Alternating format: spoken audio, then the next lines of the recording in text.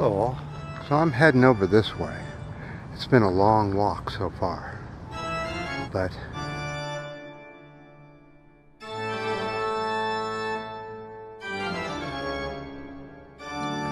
all right. I hope this will work. Weekend, very crowded out. Rain overnight. Very warm out right now. Almost warm enough for a short sleeve shirt. That's not what we're going to talk about, is California's weather. We're going to talk about our poor oceans and the ocean industrial complex, which has really ramped up lately in the last couple years. 2 years now. I wonder why that would be.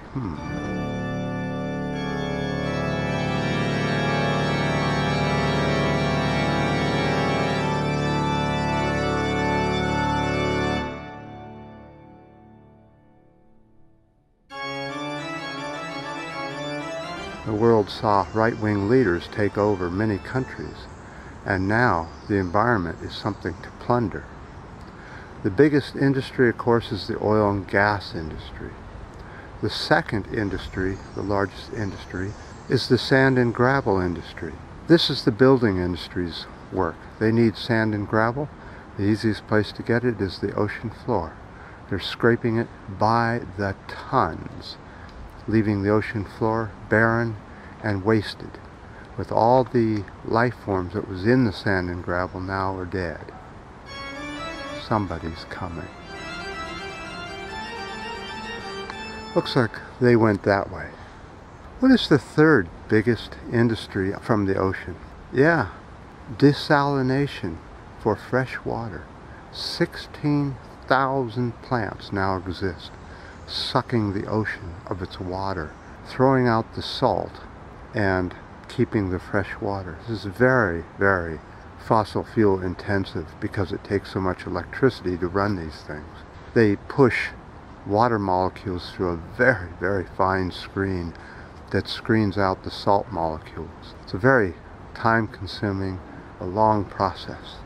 But the industrialization of our oceans has just become unprecedented.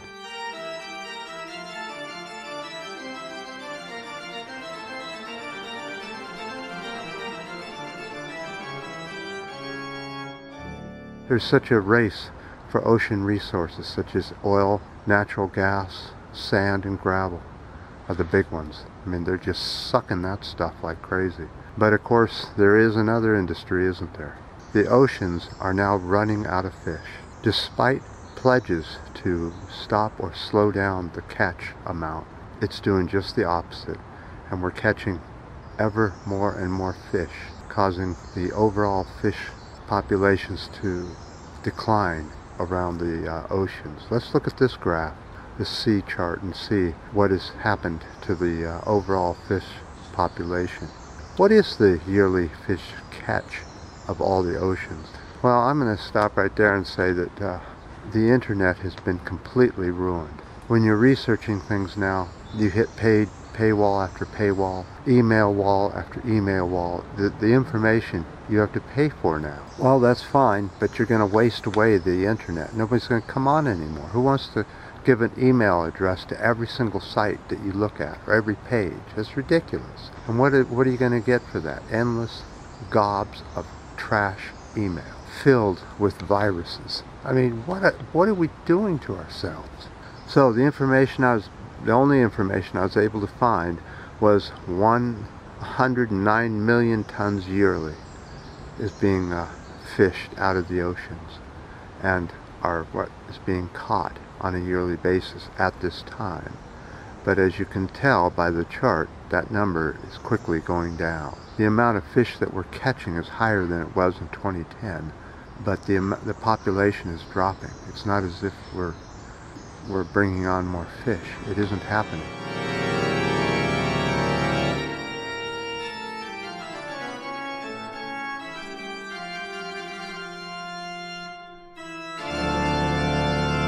So it's perfectly clear that we do not need houses in the large sector for one person or two people. You know, 500 square feet, well, two people can live in very comfortably.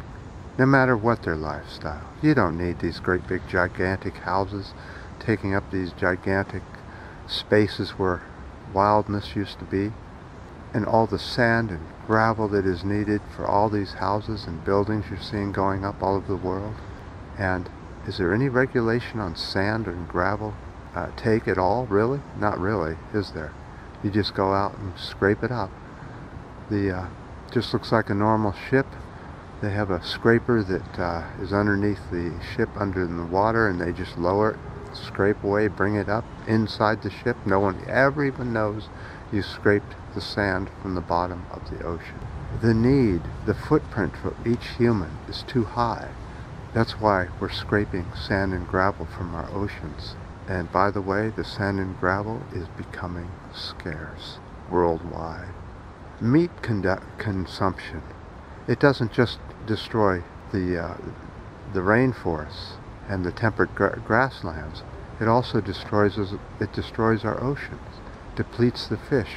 We could be running out of species we didn't even know we had by overfishing and throwing so many fish away because you're trying to get only shrimp. Never eat shrimp, lobster, or crab. I'm trying to get you out of the wind. Look at the species that you're eating and make sure it isn't endangered. Find out where your fish is coming from. The Pacific Ocean, you're probably eating radiated fish from Fukushima, which will be radiating the oceans even more in the near-term years. They're going to dump all those tanks in the ocean over time. Let me tell you, you're still eating fish. There's something wrong upstairs. You will probably come down with cancer pretty quickly. You know, it's just a fact that the fish are full of mercury and other chemicals that are in the ocean. Of course they'd be. As they grow, they're going to ingest all this pollution that we're shoving into the ocean. Now, the Orange Man here in the U.S. is okaying water pollution here in over half our wetlands, and half our streams will now be dumping grounds for industrial waste. People say, oh, I'm sure a judge will come and take care of this. The Orange Man has replaced over half the judges with right-wing judges. Are you sure? I hear some activity that way. Let's go that way.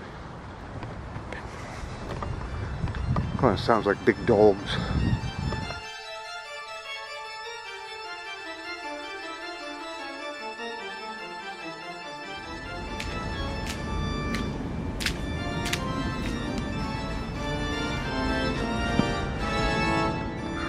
Okay, what is the point of this video? Well, it's obvious. Stop consuming meat of any kind. If you're waiting for judges and Congress people to stop acts of violence against nature, you'll wait until they're gone. We have to take the action. Legal action. Not spray painting or breaking or smashing into or any of that. We do it by our own consumption, keeping our footprint very small.